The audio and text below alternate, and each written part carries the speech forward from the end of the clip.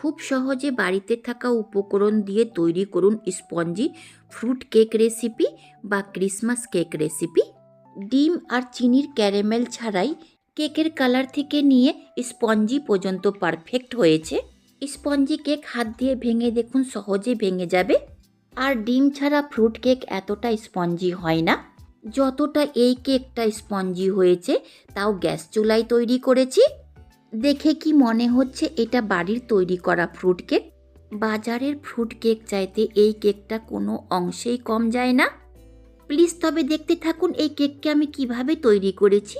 দেখার পর যদি ভালো লেগে থাকে লাইক শেয়ার সাবস্ক্রাইব করবেন। ফ্রুট কেক তৈরি করার জন্য আমি টাটকা অরেঞ্জ জুস নিয়েছি। বাজারে যেটা কিনতে পাওয়া যায় অরেঞ্জ জুস, আপনি সেটাও নিতে পারেন, বা এর বদলে আপনি অ্যালকোহলও নিতে পারেন। অ্যাকচুয়ালি ক্রিসমাস কেক অ্যালকোহল দিয়েই তৈরি করা হয়।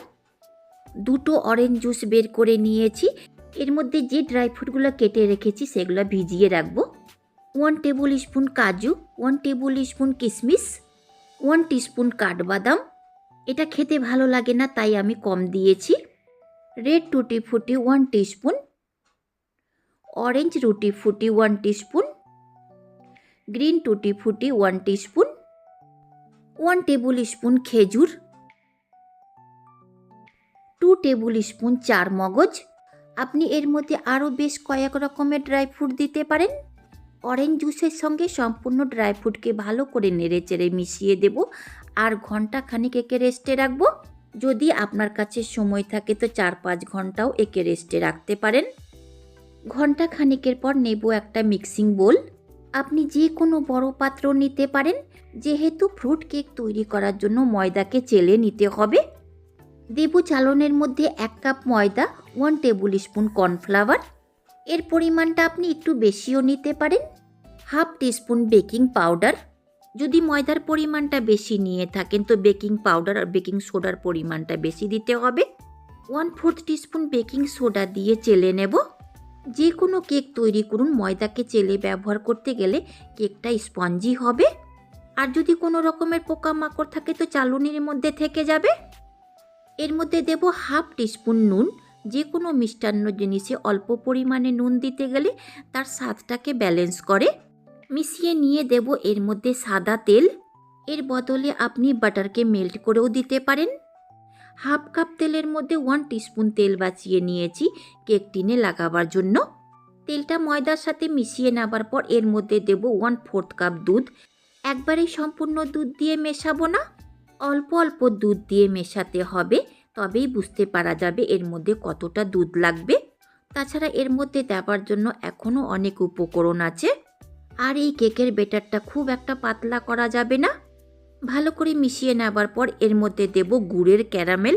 আপনি চিনির ক্যারামেলও দিতে পারেন। যেভাবে চিনির ক্যারামেল তৈরি করে নিন সেইভাবে আমি গুড়ের ক্যারামেল তৈরি করে নিয়েছি। এখানে 1 কাপ গুড়ের ক্যারামেল আছে, তাই আলাদা করে আর মিষ্টি দেব না। যদি আপনি এর থেকেও বেশি পরিমাণে মিষ্টি খেতে পছন্দ করেন তো তবে আলাদা করে আপনি চিনি পাউডার দিতে পারেন। মিশিয়ে নেবার পর ব্যাটারটা পাতলা হয়ে গেছে। এই রকম ব্যাটার দিয়ে ফ্রুট কেক হবে না, কেকের তলাতে গিয়ে ফ্রুটগুলো বসে যাবে। তাই হাফ কাপ আরও ময়দাকে চেলে দেব। 1 চিমটি মতো দারচিনিকে ঘষে দেব, এতে স্বাদ আর গন্ধ খুবই ভালো হবে। তাছাড়া আপনি আলাদা করে মিক্সিতে পিষেও দিতে পারেন, কিন্তু পরিমাণে খুব একটা বেশি দিবেন না। এরই মধ্যে গ্রেট করে দিয়ে দেব জায়ফল। ফ্রুট কেকে এগুলো দেওয়া হয় স্বাদ আর গন্ধের জন্য। এরই মধ্যে দেব 1/4 টিস্পুন এলাচ পাউডার। যদি এলাচ পাউডার না থাকে তো এর বদলে একটু গোলাপ জল দিতে পারেন। চেলে নেব। যদি একটুকু কোনো কিছু গোটা থাকে তো চালনের সাহায্যে বেরিয়ে যাবে। একদিকে ঘুরিয়ে ঘুরিয়ে ভালো করে মিশিয়ে নেব। তার বিপরীত দিকে ঘুরিয়ে মেশাতে গেলেই কেকের ব্যাটারের মেশানোটা নষ্ট হয়ে যাবে, তাই একই দিকে ঘুরিয়ে ঘুরিয়ে মেশাতে হবে।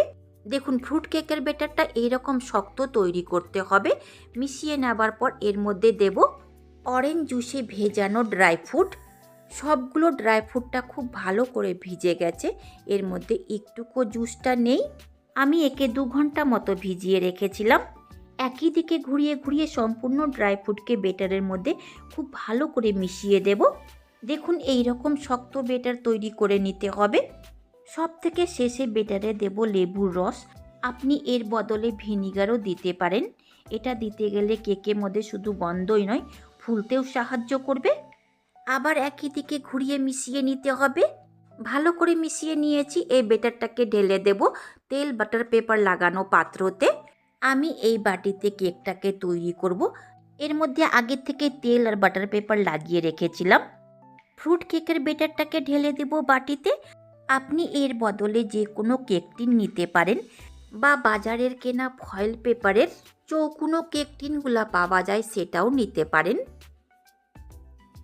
ফ্রুট কেকের বেটারটা হালকা হাতে ট্যাপ করে দেব যেন এর ভেতরে একটুকু বাতাস না থাকে।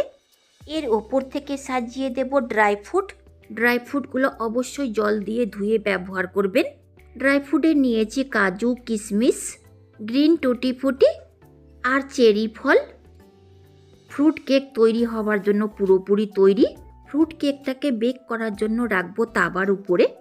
তাওয়াকে আগের থেকেই ফুল ফ্লেমে গরম করে নিয়েছি, ফ্লেমকে লো করে। প্রথম 30 মিনিট এমনি বেক করে নেব, তারপরে স্ট্যান্ড দিয়ে বেক করব। 50 মিনিট বেক করে নেবার পর ওভেনকে অফ করে ঠান্ডা করে নিয়েছি। গ্যাস ওভেনটা অফ করার 10 মিনিটের পর চেক করে নেব কেকটা বেক হয়েছে কিনা। চাকুকে কেকের ভিতরে ঢুকিয়ে বের করলে যদি কোনো রকমের বেটার চাকুতে না লেগে থাকে তবে বুঝে নিতে হবে কেকটা বেক হয়ে গেছে। ওভেনের উপর থেকে নামিয়ে চারিদিক থেকে কেটে ডিমোল্ড করে নেব। গরম থাকা অবস্থাতে কেককে ডিমোল্ড করতে যাবেন না। কেকটা ভেঙে যাবার সাথে সাথে হাতটা পুড়ে যাবারও সম্ভাবনা থাকবে। ফ্রুট কেককে ডিমোল্ড আর কাটার সময় ক্যামেরা অন করতে ভুলে গিয়েছি, তাই দেখাতে পারলাম না। দেখুন কতটা স্পঞ্জি ফ্রুট কেক তৈরি হয়েছে। ফ্রুট কেকটা ভেঙেও দেখাচ্ছি কতটা স্পঞ্জি হয়েছে।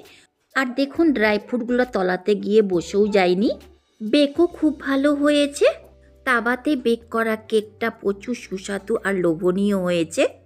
যদি ভালো লেগে থাকে লাইক, শেয়ার, সাবস্ক্রাইব করবেন। শেষ পর্যন্ত দেখার জন্য অনেক অনেক ধন্যবাদ।